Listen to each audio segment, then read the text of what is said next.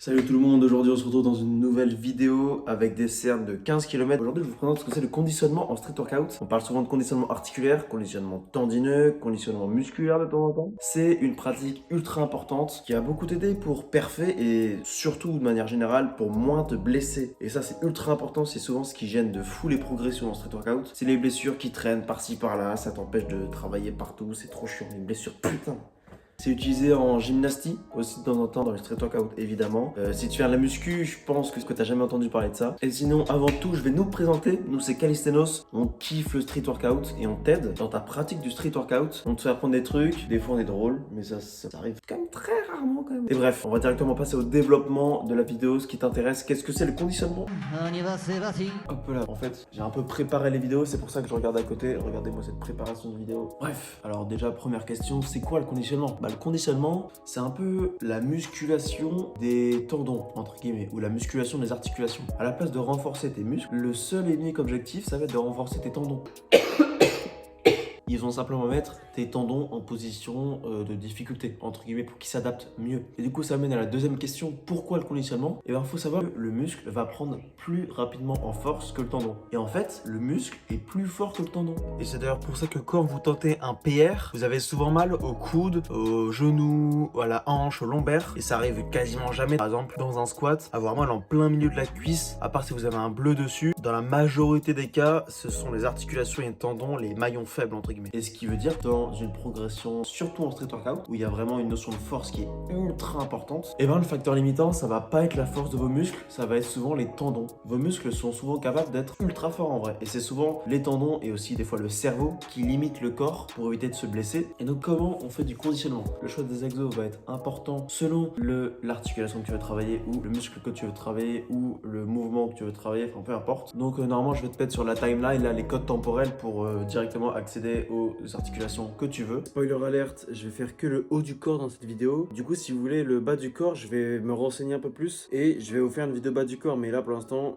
comme c'est du street workout, c'est exclusivement haut du corps. On va commencer par le poignet qui est une articulation ultra importante en street workout, que ce soit dans la planche, dans le muscle up, pour le push, donc aussi dans le dips. Tu vas l'utiliser vraiment souvent, surtout pour les figures, en vrai pour la planche, c'est ça qui est ultra important. On voit des poignets flexibles, parce que la planche, ça tire de fou malade les poignets. Donc on va commencer par simple flexion et extension du poignet. Et donc ça, c'est des exos de conditionnement. Réellement, ça paraît ultra simple, mais c'est vraiment ça le conditionnement, c'est venir imposer une contrainte à ton articulation. Et là, vous pouvez voir que dans cet exo, il n'y a pas beaucoup d'implication musculaire. C'est vraiment beaucoup de la flexibilité. Ou alors en flexion de côté. Parce que souvent la planche au sol, on va la taffer comme ça. Et aussi l'exercice ultime, ça va être la rotation de poignet. Et ça les gars, c'est une dinguerie. Je vous conseille vraiment de faire ça à la fin de beaucoup de vos séances. Prenez une kettlebell. Donc au début, commencez avec 6 à 8 kg. Ça va être plus de 10 répétitions de chaque. Vraiment juste du volume. Vous allez sentir tous les muscles de votre poignet. Donc au début de l'avant-bras, complètement cramé. Ensuite, on va passer à l'épaule. L'épaule, donc, exo conditionnement phare, ça va être la coiffe de rotateur. Donc ça, c'est pour travailler plutôt la résistance à long terme de ton épaule, la santé entre guillemets de ton épaule, ça fait partie du conditionnement. Il y a aussi des exos comme la mise en protraction, ça va être compliqué, donc il ne faut pas que vous alliez trop fort au début, donc vraiment à intensité relativement faible. Et plus vous vous sentez à l'aise, plus vous pouvez vraiment appuyer sur votre protraction. Ensuite, ça va être la dépression scapulaire à un bras. Donc C'est quoi ça? D'où ça sort?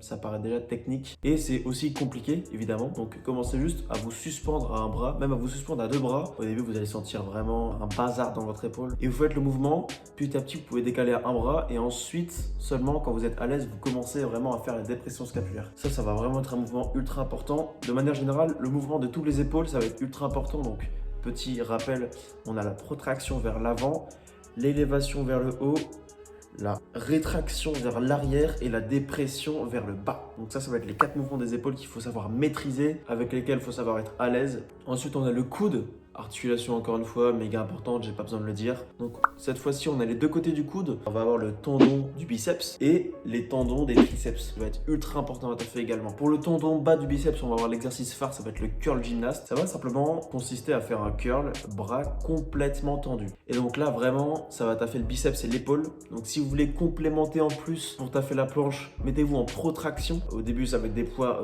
relativement ridicules, donc en dessous de 6 kg. Faut pas que vous ressentiez une petite douleur. Faut que ce soit vraiment une gêne, mais vraiment très basse. Faut pas que ça vous fasse mal, c'est pas du tout le but. Et du coup, l'exercice pour les coudes, ça va être le muscle up négatif ou le hold, ça s'appelle le S-Canor hold. Au début, n'hésitez pas à mettre des pieds au sol parce que directement commencer sans pied au sol, vous n'allez pas tenir et vous risquez de vous blesser. Vous allez tenir en position. Donc ça va être ultra efficace. Ça peut vous aider sur vos dips, sur votre front lever aussi, sur votre iron cross, vraiment pour niveau avancé plus tard. Le coude, c'est l'articulation ultra importante. Donc voilà, j'espère que cette compilation d'exercices vous a plu. C'est un domaine ultra important pour éviter de se blesser. Et si vous aimez vous casser la tête dans votre progression de street workout, apprendre beaucoup de choses, je vous conseille la chaîne de Monsieur Front que je vais mettre en description. C'est un mec qui fait du super contenu sur le conditionnement, transfert de force, sur tous les exos, plein de petites astuces. Donc n'hésitez pas à aller voir sa chaîne les gars, je vous la mets en bio. Sur ce, n'hésitez pas à vous abonner, liker tout, commenter, donnez-moi de l'argent. C'était Calisthenos, à bientôt.